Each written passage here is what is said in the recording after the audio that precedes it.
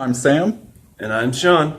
and we're going to show you how to build a bandpass filter circuit, and Sean did the schematic diagram. I'm the one that writes the funny papers.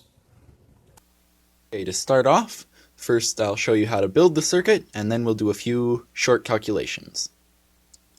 Now to build it, we're going to need a 10 millihenry inductor, a 104 capacitor, that's 100,000 picofarads, and a 1K resistor for the load.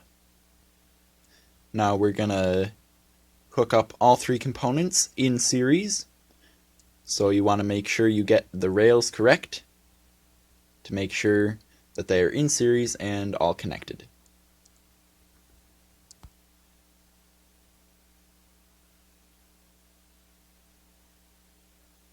That's how you build the circuit.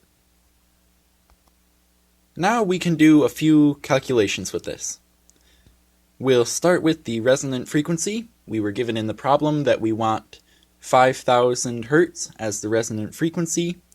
So the formula for resonant frequency is 1 over 2 pi times the square root of the inductance times the capacitance. We can plug that in. 10 millihenries is 0.1 henries, and 100,000 picofarads is 0.0000001 farads. So 6 zeros and a 1. We can plug those into the formula, and we get about 5,033 Hertz, which is close enough.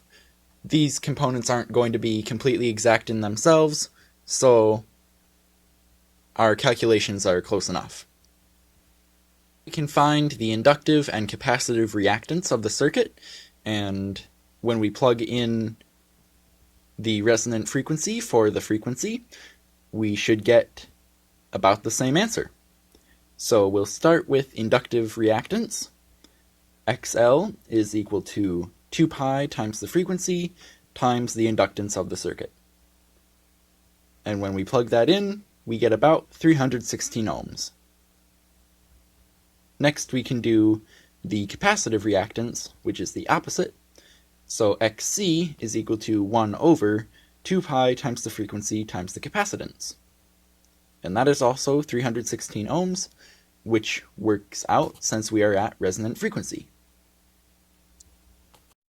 We can check this on an oscilloscope with a function generator. We'll start the function generator off at about 4,000 Hertz, and this is how to hook it up. Then we will hook up the oscilloscope, and you can see that as we adjust the knob on the function generator for frequency, we will get a spot where the output across the load is at a maximum, which is why this is a bandpass circuit. And the point at which that is the maximum output will be about 5,000 ohms, because that is the resonant frequency. And that is a bandpass circuit, which is resonant at 5,000 Hertz.